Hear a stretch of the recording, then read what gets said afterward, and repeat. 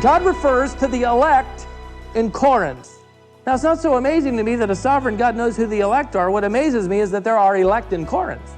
Not in this city, not in Sin City, not in this town. And you notice God said, I have what? Many people. You ought to underline that word and let it encourage your heart when things are dark and ministry is like a rock. You're chipping away at it and those peers around you could care less. I have many people in this city. In other words, this city is ready for the gospel.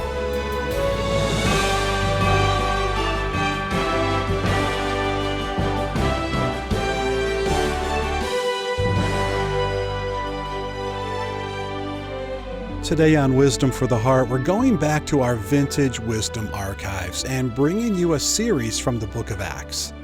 Stephen Davey has a 3-part series through this book, and this is the 3rd in that series. We'll be looking closely at the life of Paul. The more persecution and opposition Paul faced, the more confident he became in sharing his faith. But sometimes even Paul's faith was tested to the limit. Has that ever happened to you? In this lesson, it took a vision from God in the night to bring him back. Here's Stephen with today's message called Sin City. We arrive this morning at chapter 18 in the book of Acts. The first phrase of verse 1 reads this: After these things, he, that is Paul, left Athens and went to Corinth. And as I studied this city, the differences between Corinth and Athens are obvious and rather stark. Both are searching for the cure now and in need of direction, but each city seeks for it in different places. Where the Athenians dialogued, the Corinthians drank. In fact, during Paul's day on the theater stages of that part of Greece, if a Corinthian or if an actor was on stage playing the part of a Corinthian, he was usually drunk. While Athens dialogued and Corinthians drank, I also saw a distinct difference in that the Athenians had 10,000 idols. Corinth had 10,000 religious prostitutes. In this day, when abortion was a blight on its society, infanticide as well, a day when the practice of having a baby that you didn't want, you'd put that baby out on the stoop, especially if it were a girl and unable to carry on the family name, and the slave traders would come by and pick those little baby girls up. By the time Paul arrived in Corinth, 10,000 of these little girls had been enslaved to the temple of Venus. And every night, it was their role to descend on the city of Corinth and reenact the religion of this city. Where Athenians debated in philosophy, Corinth was addicted to pornography. In fact, by the time Paul arrives here in this incredibly wicked city, the Greek word Corinthian had already become a nickname for immorality. Korinthiazomai, if attached to a woman, would be saying that this woman was loose. If you called a man a Corinthian man in Paul's day, that meant he was dishonest, he was an adulterer, he was a fornicator. That word had come to mean any form of immorality, dishonesty, or debauchery that you could imagine. And one author that I read referred to Corinth as a rip-roaring town where none but the tough could survive. What I want to do by way of introduction here is just simply draw out of this passage, as Paul approaches this evil and needy city, 6 principles. If you're following in your notes, you may care to do so. Principle number 1 is this: there has never been an easy place to live for Christ. You climb into the sandals of the Apostle Paul and you will likely never complain again about how tough it is to live for Jesus Christ in your city. Oh, but you don't know the temptation. You don't know my pressures. You don't know my peers, my professors. You don't know my family. No, my friend, you do not know Corinth. This place was Sin City. Now, for the Apostle Paul, there were a number of reasons just at the outset of his ministry that created a great and difficult chapter in his life. Let me give you three of them. First of all, as I've already mentioned, he faced not only spiritual but moral darkness with its primary religion of immorality. A place where every vice would be out in the open. Homosexuality was rampant. Divorce was epidemic. In fact, by this time, the high-bred women of Greece, it was said of them that they would date or name their years by the names of their husbands. One author said that this city of 200,000 people was a sweltering reflection of inner city New York, Las Vegas, and Hollywood, sort of all rolled up into one city. And Paul would confront it all with the gospel of Christ. Third, or secondly, Paul experienced financial difficulty in Corinth to make matters worse. In fact, verse 2 tells us that when he arrived, he eventually moved in with some tent makers, obviously in order to make ends meet. Now, fortunately, he could fall back on this trade that he had learned as a little boy. The rabbis used to teach, if you don't teach your son a trade, you teach him how to steal. And so the trade that he had evidently learned as a boy was how to make a tent with coarse goat's hair or leather. But it was a difficult time because we find him having to make tents to survive, to put food in his stomach. Third, just in setting the stage, Paul endured also physical and emotional discouragements, and we'll get into that in a little bit. But for now, at least know that he just completed a 500-mile walk. He had been beaten some time ago. He'd fled 3 cities already. He just left a city with very little result, and now he makes this long journey, but this time he's alone.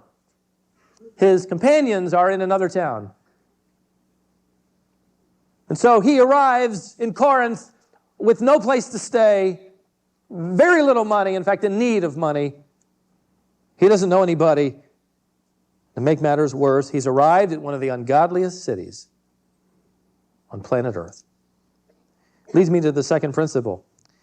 There is never a time when you will not benefit from friends of like spiritual passion. Look at verse 2. And he found a certain Jew named Aquila, a native of Pontus, having recently come from Italy with his wife Priscilla, because Claudius had commanded all the Jews to leave Rome. He came to them, and because he was of the same trade, the Western text inserts, and of the same tribe, he stayed with them, and they were working, for by trade they were tent makers. Now, most believe that Aquila and Priscilla were already believers, having come to faith in Rome, where a church already existed. We do know by putting the clues together that they are a tremendous couple who knew the word well enough so that in a few verses they're going to straighten out this visiting preacher named Apollo, who was a little off. They will also, by the way, follow Paul to Ephesus. They become team members of the Apostle Paul. One author that I read some time ago said that every believer has in their lives a couple of different people. There are those who sap your spiritual passion, and there are a few who share your spiritual passion. You could always use a little more of them, right? Well, this couple was a couple that shared Paul's spiritual passion. And maybe you're thinking, this is what I'm missing in my life. Where is my Aquila? Where is my Priscilla? Lord, why don't you make them find me? Well, if you look closely, you'll discover that they didn't find Paul. Paul found them. Verse 2. And he found them. To Paul, he found kindred spirits who shared his spiritual passion. There's more encouragement ahead along this line. Notice verse 5. But when Silas and Timothy came down from Macedonia, Paul began devoting himself completely to the word, solemnly testifying to the Jews that Jesus was the Christ. Now we know from other scriptures that Silas and Timothy bring with them monetary gifts from the believers here in Philippi. In fact, the only church to support Paul, as he mentions later, financially, and you notice the result here, Paul is able to devote himself completely to the word. In other words, he can set aside his needle and his goat's hair and his leather. He doesn't have to make tents now. He's supported in the ministry full time. What a delight that must have been. So Paul receives good news and grocery money, and godly fellowship. There isn't any time in any of our lives when we couldn't use a little more of one of those things, right? Well, he got all three here, and what a great day. Principle number 3, there's never been a great opportunity without great opposition. Look at verse 4. And he was reasoning in the synagogue every Sabbath and trying to persuade Jews and Greeks. Skip to verse 6. And when they resisted, this word literally means when they lined up in battle array. This isn't just, okay, we don't want to hear that. No, they put their dukes up, were ready to go to battle with this man that had invaded their synagogue with the truth of this Messiah that they could care less of. And they ultimately blasphemed. Paul shook out his garments, the text says, and said to them, your blood be upon your own hands or heads. I am clean. From now on I shall go to the Gentiles. Now in the Old Testament, two different phrases were highly significant that you've read, I'm sure. Paul uses one of them here. A person who has blood on his hands is meant to indicate that this person bears the responsibility for the life and death of someone else. Their blood is on his hands. But to have blood on your own head, as Paul says here, means that you are responsible for your own death. And the judgment that you will incur one day from a holy God will be all at your own fault. The blood is on your head. That's what Paul told them. You're responsible, having heard the truth. You will stand before God one day, having heard the truth, and judgment will come, and you will have no one to blame but yourself. Of course, it didn't make him very happy. Now, Paul declares he's going to preach to the Gentiles. With that, he sort of shakes the dust off his garments as if I don't want any of that stuff clinging to me. And he says, I'm going to go preach to the Gentiles. And he does leave. He goes all the way next door. Look at verse 7. And he departed from there and went to the house of a certain man named Titus Justus, a worshiper of God, whose house was next to the synagogue. I like that. He didn't get very far away. In fact, they could probably still hear him preaching. Notice verse 8. And Crispus, the leader of the synagogue, believed in the Lord with all his household. Wow, if the enemy was angry at Paul before, he's livid now. Why? Because as Warren Wiersbe states in reference to this paragraph, Satan knew that Paul was invading his territory and liberating his slaves. And there is never an opportunity without accompanying opposition. You want some trouble in your life? Would you like a little trouble? The right kind of trouble, by the way. Live for Jesus Christ. There on that job site, bow your head before you eat. You stir things up. Mention the name of Christ as someone that you're devoted to. You can stir it up. I like the way Spurgeon said it. He said it really well, and that Satan never kicks a dead horse, just a live one. However, in spite of all of this incredible fruit here and these courageous advances into this territory, principle number 4, let me give it to you and then we'll read further. There is never a moment when the strongest quality of your testimony doesn't need to be carefully guarded. Look at the middle part of verse 8. And many of the Corinthians, when they heard, were believing and being baptized as an expression of their belief. That is, verse 9. And the Lord said to Paul in the night by a vision, do not be afraid any longer, but go on speaking and do not be silent. Now stop a second. This is rather shocking news. Paul, afraid? This is the man who said and wrote what became the foundation of what was just sung. I am not ashamed of the gospel of Jesus Christ, for it is the power of God unto salvation. But here, fear clutches his throat. You see, something was happening during the events in the last part of verse 8. While people are hearing and believing and being immersed, baptizanta, something is happening to Paul that's exactly the opposite of what you'd expect to be happening to Paul. The original verb translated there in your Bibles, do not be afraid, is a present imperfect with a negative, which means that the Lord is telling Paul to stop an action that is already in progress.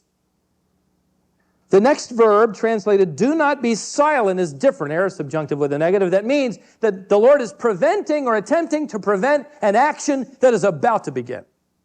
I did that just not so you'd know I did my Greek homework, but because you'd probably need a little proof, because here's what's happening here. In other words, Paul, if you can believe it, is already afraid, he's told to stop being afraid. It's an action in progress. And then he is, on top of that, contemplating resigning as the chief spokesman of the Corinthian crusade. I'm stunned by this revelation of Paul, the fearless one, who is afraid. Why? We're not told. But I had all week to come up with a guess. Let me tell you what I think is going on. Think about what happened to Paul, and we've been studying his life in every city that he went to on this European tour. He begins in Macedonia. What happens? He's beaten with rods and thrown into prison.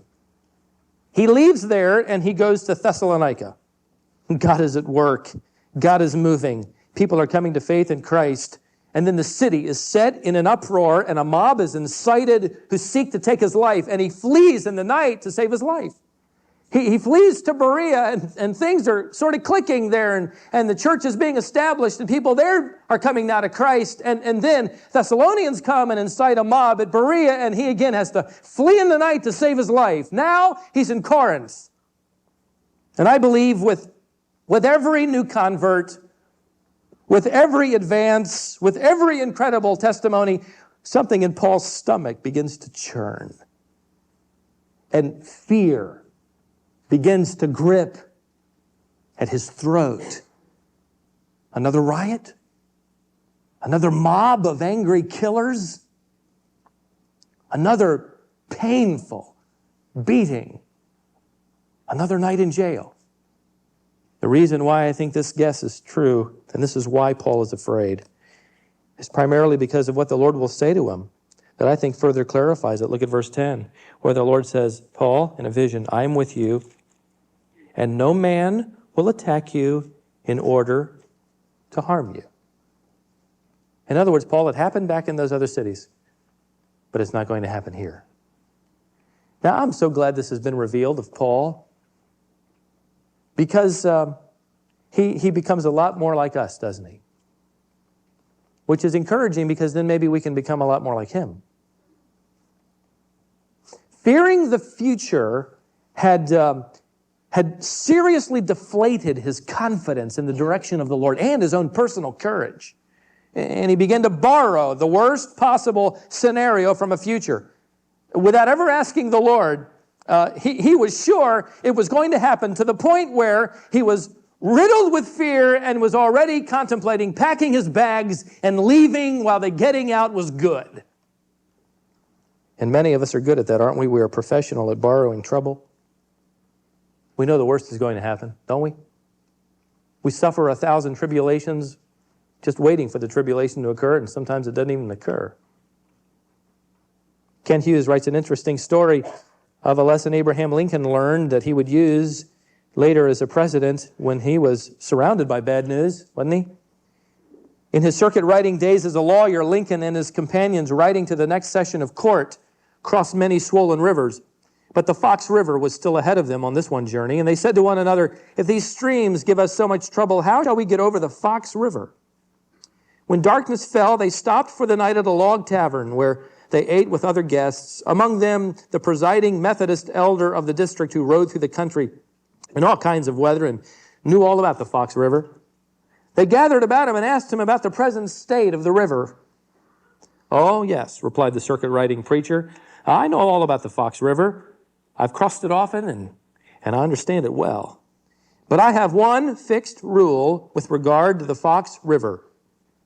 I never cross it till I reach it. Paul was convinced that the future held an uprising, a beating, a mob. But God knew that up ahead was a revival and an extended ministry. And the greatest comfort to Paul, by the way, are in those first few words of verse 10. Look back. For I am with you, which leads me to principle number 5. There has never been a challenge or crisis that leaves you on your own. Now, Paul didn't have a copy of Matthew in his hip pocket that he could pull it out and turn to Matthew chapter 28 and read the promises of God. He didn't have that. Where God told the church, and we have it in our hands and in our laps, go and make disciples, baptize them and teach them, and lo, I am with you always, even unto the end of the age. He couldn't pull that out and dust it off and reread it, so God came to him in a vision and gave him basically the same promise. In fact, you know, it's fascinating to me how Matthew 28 is fulfilled, this Great Commission, to the T in Acts chapter 18. God said in Matthew 28, go. In verse 1, Paul goes. God said, make disciples. This happens in verse 8. God said, baptize them. This also happens in verse 8 here. God said, teach them. Paul does that in verse 11. And God promises, lo, I am with you always, even unto the end of the age. He promises that in verse 10. He gives Paul everything that he has given us. One more principle, quickly. Number 6, there is never an assignment from God that will not yield some eternal fruit.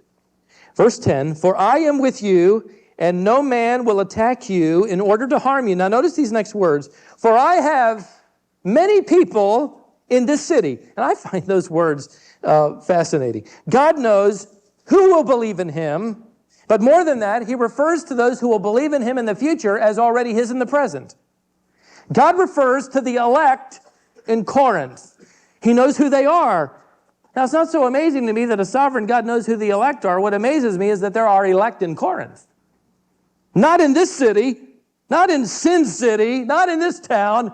And you notice God said, I have what? Many people. You ought to underline that word and let it encourage your heart when things are dark and ministry is like a rock. You're chipping away at it and your family doesn't listen and those peers around you could care less.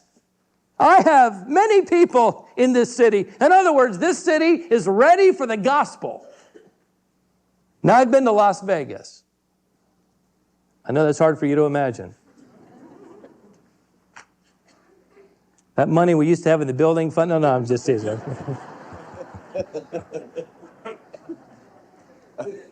I was a college student traveling for my Christian college in a Christian singing group, and we happened to sing at a church in Las Vegas. Staying in the home of a fellow that night and a couple other buddies from the singing group, and his particular job was stocking the Coca-Cola machines in many of the night spots. And after we sang, went to his house, ate supper, he said, hey, you guys, I got to go to work. You want to go with me? I'll give you a back tour of Vegas. Would you like that? I said, well, you keep it a secret? So he took us all through that town.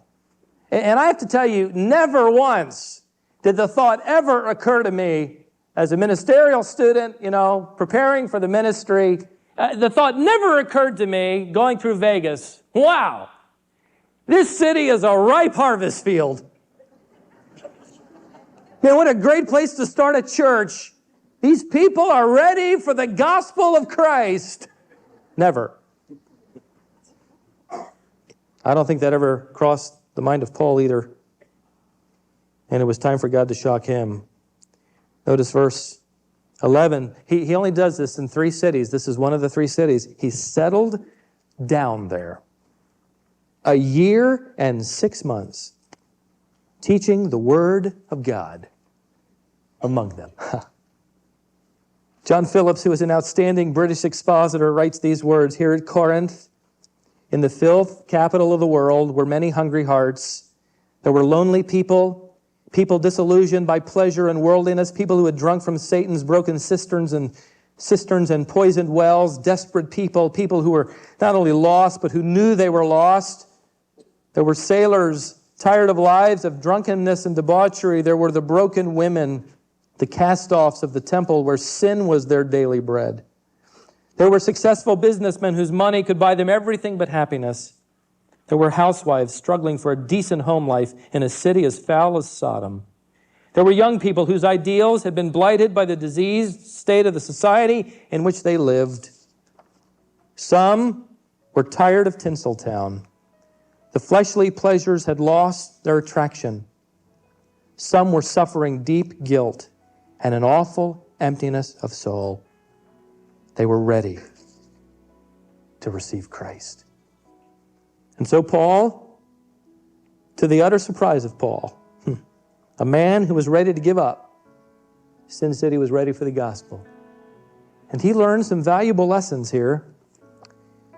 He learned, and the reason we know he learned is because of the way he would write to this church that would develop. He would write them a letter and tell them, oh, listen, you remember how when I came to you, I was filled with weakness and trembling and much fear. He ends that same epistle by saying to them, my dear friends, be steadfast, unmovable, always abounding in the work of the Lord, for as much as you know that your labor is not in vain in the Lord. In other words, don't quit. And don't be quiet. Say to the Lord, Lord, do a work inside of me, and Lord, do a work through me, and then in the midst of your sin city, watch him go to work.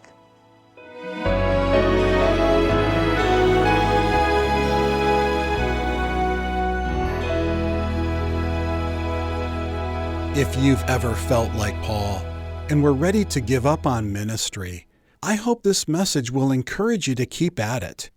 Thanks for joining us today here on Wisdom for the Heart. We're currently in a series from Acts, from our Vintage Wisdom archives. Acts is a critical book as the story of the Bible transitions to the church age. I hope you'll be with us in the days ahead for this entire series. You can learn more about our ministry if you visit our website, which is wisdomonline.org. Once you go there, you'll be able to access the complete archive of Stephen's Bible teaching ministry. We have it arranged by book of the Bible. That makes it really easy to find what you're looking for. We also post each day's broadcast, so if you ever miss one of these lessons, you can go to our website and keep caught up with our daily Bible teaching ministry.